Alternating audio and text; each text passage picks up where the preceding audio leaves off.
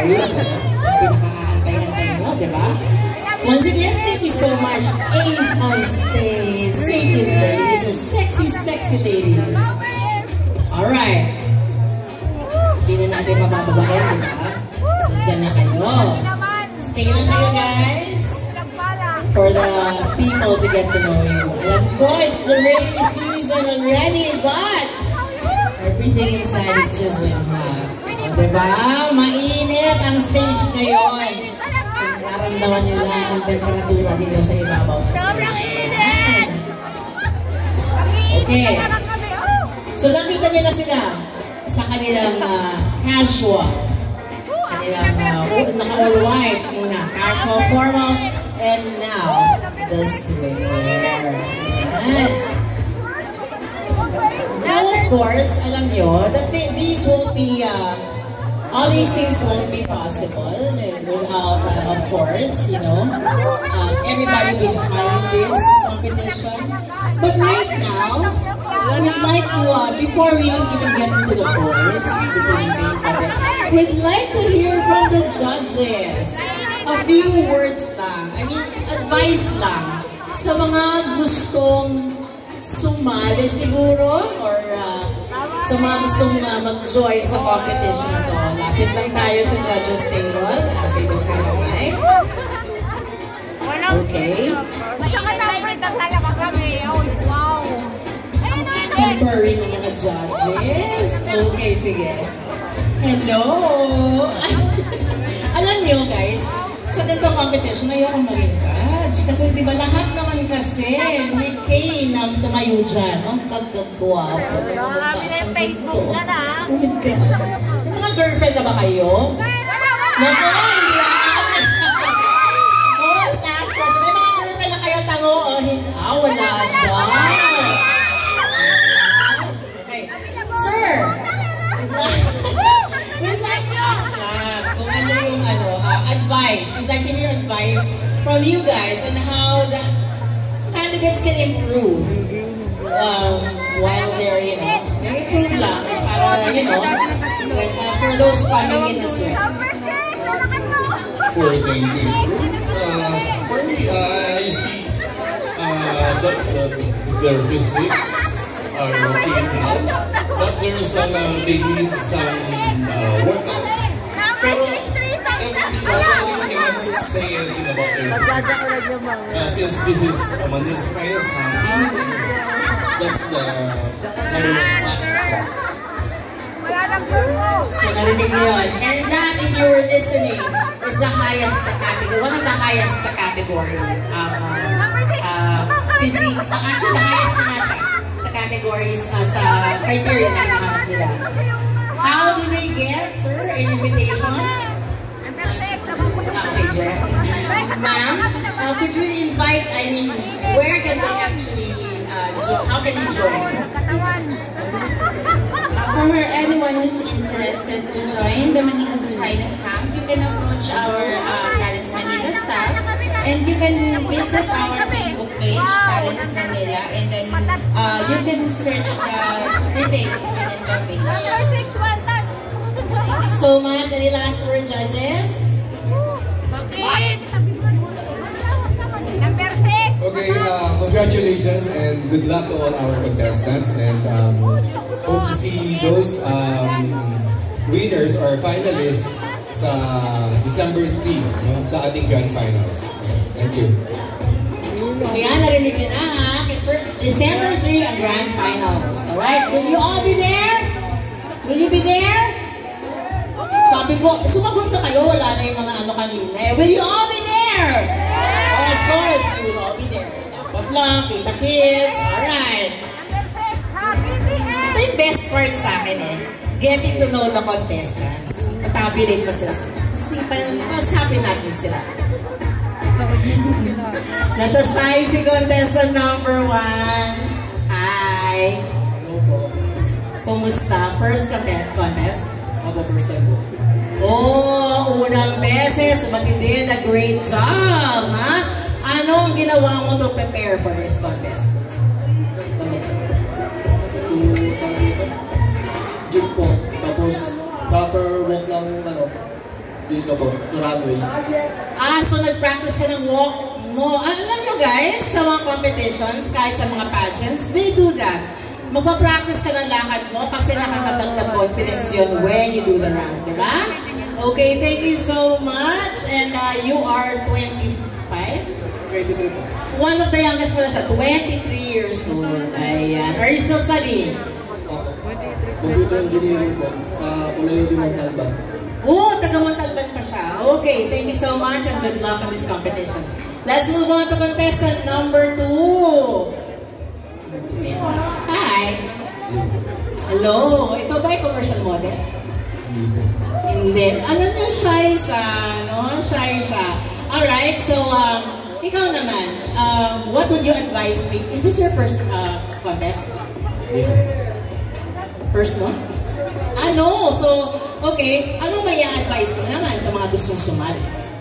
Ano lang, workout lang. Para bibilis lang sumali. Okay, workout daw para pwede sumali. Kasi nga naman, kapag Manila's Finest House, kailangan maganda yung katawan. Ayan niya po, ganda ng katawan. Okay, sige. May girlfriend wala? Single. Single. Ikaw ang save na answer niya, no? Sabi ko, may girlfriend. Natural pag girlfriend, single pa yun. So, hindi natin na kung may girlfriend o wala. But okay, single daw siya. Single? Single po. Single. Well, ayan, guys, ha? Let's move on to contestant number 3. Hello, talagang red hot chili ka, pulang-pula. Hi po. Hi! Is this your first contest? First po. First contest niya. So pareho sila ni contestant number 1. Unang contest. And how do you like the competition? I mean, ano ang nararamdaman mo being the first one, the first, your first competition on stage talaga in front of so many people? Kinakabahan pero bilisan. Ba't yung marker mo? Nalipit kasi nung Yan, alam mo, guys, confidence is a big part. It plays a big part. Kapag kayo ay sumasali sa mga competitions, kailangan confident kayo. Kasi kung hindi nyo makikarry ang inyong mga sarili. Diba? May advice ka ba sa mga gusto sumali? Sa akin naman, advice ko, mag-workout lang, that's profit or die. Yun lang po, salamat. Proper diet. Si contestant number 1, di ko pala nahinga ng advice. O advice mo para sa mga gustong sumali? Workout lang din po, tsaka proper nutrition. Proper nutrition. It's all about nutrition, guys. Okay, sige. Let's move on to contestant number 4. Eto sagutin na totoo, tol. May girlfriend ka, wala? Wala ka girlfriend? Okay, bakit wala ka girlfriend? boyfriend. Masaya maging single. Diba? Nga naman, wala namang bawal-bawal. O yan, sige. First competition? Hindi. Okay. Since this is not your first competition, okay. Anong ginawa mo para mag-prepare? Nagbaon po ako ng maraming kapal ng mukha. Okay. That's another way of saying confidence. Okay, sige. And how would you, kung wala may kapatid ka na gusto sumali sa ganito, ano sasabihin mo sa kanya? Ngayon pa lang mag-workout po siya. May kapatid ka bang mas bata sa'yo? Ayun. Is he also a boy? Yes, ma'am. Okay, mahilig din siya sa mga ganitong competition. Ay, hindi. Kay kuya na lang daw yun. Okay, thank you so much. Contestant number 4. Ayan. Hello, contestant number 5. Ito, parang parang alam mo yun, still water siya. Alam mo yun, quiet, talagang steady. Okay, your first competition? Opo, first po. Ang dami nilang unang kompetisyon. Tinatawanan ka, Okay, ikaw talaga siguro marami ka na nag-join, no? Okay, puro first daw sila kasi mga virgin. Okay, so how are you finding the experience? Bakit mo naisip muna na sumali sa ganito? Masaya po, parang experience din po. Okay, experience. Alam mo, nabasa ko sa bio mo, you want to start a successful, or you want to be a successful businessman. Tama? Nag-stick kasi, very mature kasi ang kanyang dream. Yun. Anong klaseng business ang papasukin mo just in case? Siguro ko sa gym po, tsaka mga pagkain ko na para sa diet. Aba, talaga naman. So, healthy food, organic food, at saka gym ang gusto mo. Aba, at bakit? Para pati ako makuha ko yung gusto kong Yeah, sa bagay, alam niyo guys, pag start kayo ng business, mag-start kayo ng business na may enjoy ninyo. Because only then will your business succeed kasi enjoy na kayo sa pag-run ng inyong business. Ayan, thank you so much. That's number 5. At ito, ang di mapigilang tawa, ang ating contestant number 6. Hi! Your first competition. Opo. Kaya siya tumatawa kasi mga galing sila sa competition na to. Okay, what made you join? Bakit naisipan sumali? Para pampalipas oras lang po. Pampalipas oras. Mag-aaral ka pa ba? Hindi na po. Okay, sige. Kung wala ka, okay, sige. Aside from this, since pampalipas oras, di ba? Ano ang gusto mong maging, like, siya gusto niya ng business. Ikaw, anong gusto mo? Professional boxer po. Yun. Ano si professional boxer? Bakit mo gusto maging Manny Pacquiao? Professional boxer. Wala na kasi si Pacquiao, so ano lang po yung susunod. Baka sarap ng tawa niya, di ba? Oo, personal.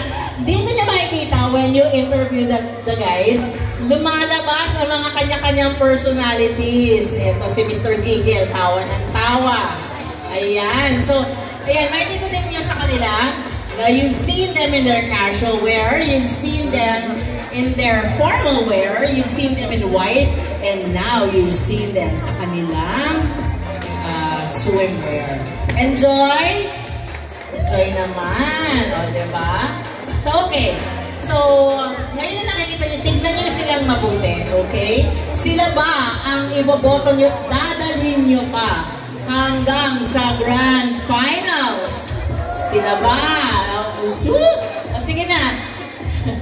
Alam nyo, to be fair, pare-pareho silang magaling. Pare-pareho silang mga gwapo. Pare-pareho silang may pay. Umabot. Kung pwede lang talaga silang dalhin lahat doon sa Grand Finals, gagawin natin. Yan. Kaya lang, isa lang ang pwede mag-uwi ng corona, and with that,